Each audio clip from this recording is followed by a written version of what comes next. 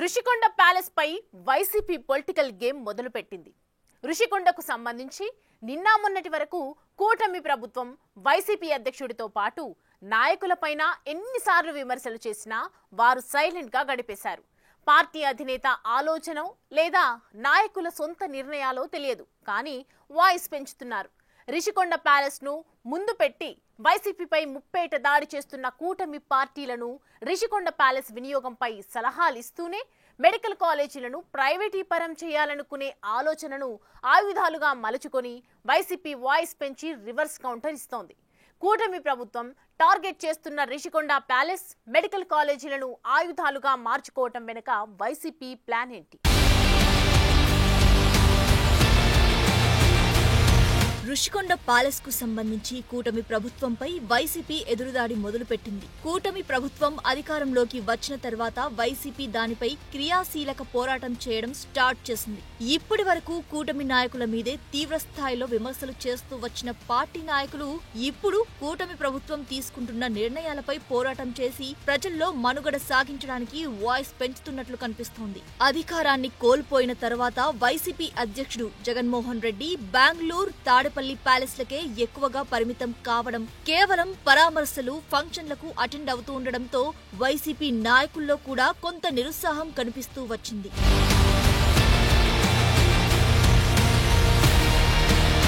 ఇలాగే ఉంటే మళ్లీ వైసీపీ పార్టీని 2019 నాటికి ముందు ఉన్నట్లు లైన్లో పెట్టడం కష్టమనుకున్నారో ఏమో తెలియదు గాని కూటమి ప్రభుత్వం తీసుకుంటున్న నిర్ణయాలపై వాయిస్ పెంచి యుద్ధం ప్రకటిస్తున్నట్లు వైసీపీ చేపడుతున్న ఆందోళన బట్టి తెలుస్తోంది.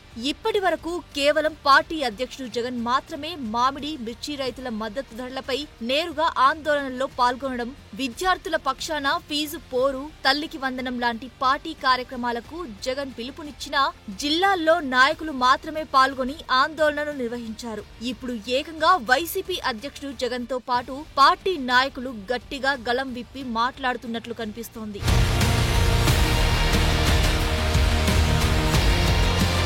ముఖ్యంగా కూటమి ప్రభుత్వం అధికారంలోకి వచ్చిన తర్వాత ఏపీ ఆర్థిక రాజధాని విశాఖలో గత ప్రభుత్వ హయాంలో నిర్మించిన రుషికొండ ప్యాలెస్ నిర్మాణాలను ఎత్తిచూపుతూ కూటమి నేతలు తీవ్ర స్థాయిలో వైసీపీ అధ్యక్షుడు జగన్ పైన, పార్టీ నాయకులపైన విమర్శలు చేస్తూనే వస్తున్నారు. కూటమి అధికారంలోకి వచ్చి ఏడాదిన్నర గడుస్తున్నా ఇప్పటికి కూడా రిషికొండ ప్యాలెస్ పై కూటమి నాయకులు తీవ్ర స్థాయిలో విమర్శలు చేస్తున్నా ఇప్పటి వరకు వైసీపీలో ఏ ఒక్కరు కూడా గట్టిగా వాయిస్ వినిపించి తిప్పుకొట్టే ప్రయత్నం చేయలేదు.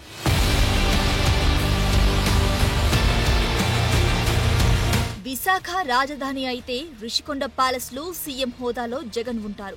జగన్ సొంతానికి వాడుకోవడానికి 500 కోట్లతో ప్యాలెస్ లు నిర్మించుకున్నారని కూటమి జోరుగా విమర్శలు చేస్తున్నా ఆ విమర్శలను వైసీపీ తిప్పికొట్టలేకపోయింది. కూటమి ప్రభుత్వం అధికారంలోకి వచ్చిన ఏడాదిన్నర తర్వాత కూడా రిషికొండ ప్యాలెస్ ను వినియోగంలోకి తీసుకురాకపోవడంతో మళ్లీ రాజకీయం రిషికొండ ప్యాలెస్ చుట్టూ తిరగడం మొదలైంది.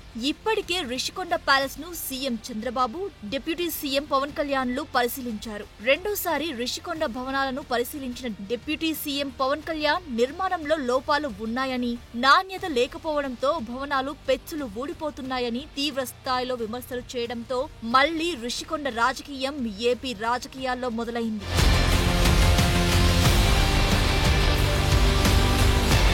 కూటమి ప్రభుత్వం అధికారంలోకి వచ్చిన రోజు నుంచి ఇప్పటి వరకు రిషికొండ ప్యాలెస్ ను బూచిగా చూపిస్తూ వైసీపీపై మాటల దాడి చేస్తూనే ఉంది. అయినా మొదటి నుంచి కౌంటర్ ఇవ్వడానికి వైసీపీ ఆత్మరక్షణలో పడినట్లు కనిపించినా ప్రస్తుతం ఎదురుదాడి చేయడానికి సిద్ధమైనట్లు కనిపిస్తోంది. వైసీపీలో ఆ పార్టీ ఓటమి తర్వాత ఏ పని మొదలు పెట్టాలన్నా, ఎలాంటి విమర్శ చేయాలన్నా, కొన్ని నిర్ణయాలను ప్రజలకు, నాయకులకు చేరవేసే విధంగా చెప్పాలన్నా టక్కున గుర్తొచ్చే ఒకే ఒక్క నాయకుడు మండలి ప్రతిపక్ష నేతగా ఉన్న బొత్స సత్యనారాయణ. బొత్స రిషికొండ భవనాల విషయంలో కూటమి ప్రభుత్వానికి ఘాటుగానే కౌంటర్ ఇస్తూ భవనాలను వినియోగంలోకి తీసుకువచ్చి ఆదాయం ఎలా సమకూర్చుకోవాలో లాంటి సలహాలు కూడా ఇవ్వడానికి సిద్ధమయ్యారు.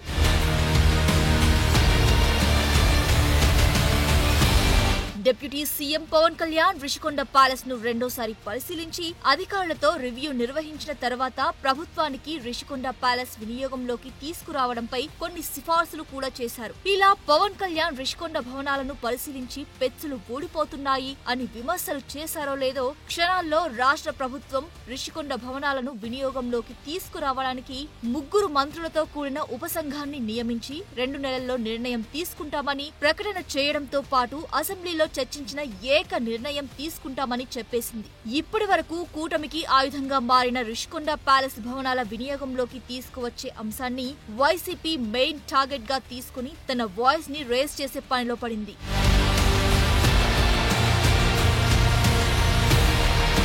అధికార ప్రతిపక్ష పార్టీల మధ్య రిషికొండ ప్యాలెస్ ని ఎలా వినియోగంలోకి తీసుకురావాలనే అంశంపై తీవ్ర స్థాయిలో విమర్శల పర్వం కొనసాగుతున్న తరుణంలో గోవా గవర్నర్ పూసపాటి అశోక్ గజపతిరాజు రిషికొండ ప్యాలెస్ ను మెంటల్ హాస్పిటల్ గా మారిస్తే బెటర్ అనే సూచన చేశారు. 450 కోట్లతో నిర్మించిన భవనాలు వృధాగా వదిలేసే బదులు మెంటల్ హాస్పిటల్ గా మార్చి రిషికొండ ప్యాలెస్ ను నిర్మించిన వాళ్లను దానిలో ఉంచితే సరిపోతుందని రాజకీయ విమర్శలు చేశారు. జగన్ ఆ భవనాలను నిర్మించే బదులు ఉత్తరాంధ్రలో సుజల స్రవంతి పథకం పూర్తి చేసి ఉంటే ప్రజలకు మంచినీటిని అందించే అవకాశం ఉండేదని, కానీ గత ప్రభుత్వం అలా చేయలేదని అశోక్ గజపతిరాజు మండిపడ్డారు.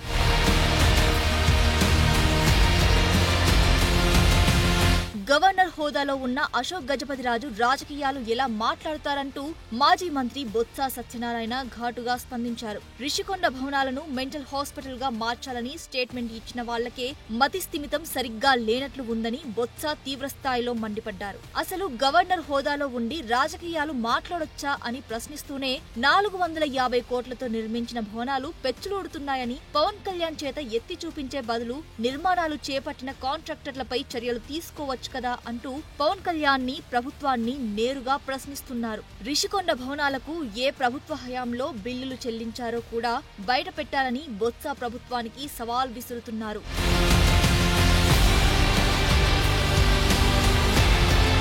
కూటమి అధికారంలోకి వచ్చిన రోజు నుంచి ఇప్పటి వరకు రిషికొండ భవనాలను ఎలా వినియోగంలోకి తీసుకురావాలో అర్థం కావడం లేదని ప్రభుత్వ పెద్దలు అంటున్నారు. ఆ క్రమంలో ప్రభుత్వానికి బొత్స సత్యనారాయణ ఓ ఉచిత సలహా కూడా ఇచ్చారు. రిషికొండ భవనాలను ఖాళీగా ఉంచే బదులు డెస్టినేషన్ వెడ్డింగ్స్ కి ఇస్తే సంవత్సరానికి 25 కోట్ల రూపాయలు ఆదాయం వచ్చే అవకాశం ఉందని, ప్రభుత్వం ఆ నిర్ణయం ఎందుకు తీసుకోవడం లేదని వాయిస్ పెంచి మరీ ప్రశ్నిస్తున్నారు. కూటమి ప్రభుత్వం ఇలాంటి నిర్ణయం తీసుకుంటే ఇతర రాష్ట్రాలకు వెళ్లి డెస్టినేషన్ మ్యారేజ్ చేసుకునే ఎంతో మంది రిషికొండ ప్యాలెస్ పై ఫంక్షన్లు చేసుకోవడం వల్ల భారీగా ఆదాయం వస్తుంది అని, ప్రతి సంవత్సరం రిసార్ట్స్ నుండి 8 కోట్ల ఆదాయం వచ్చేది అని పదే పదే చెప్పే కూటమి ప్రభుత్వం తాను ఇచ్చే సలహాలు పాటిస్తే 25 కోట్లు ఆదాయం వస్తుందని సలహాతో ప్రభుత్వ విమర్శలకు ఘాటుగా రిప్లై ఇస్తున్నారు.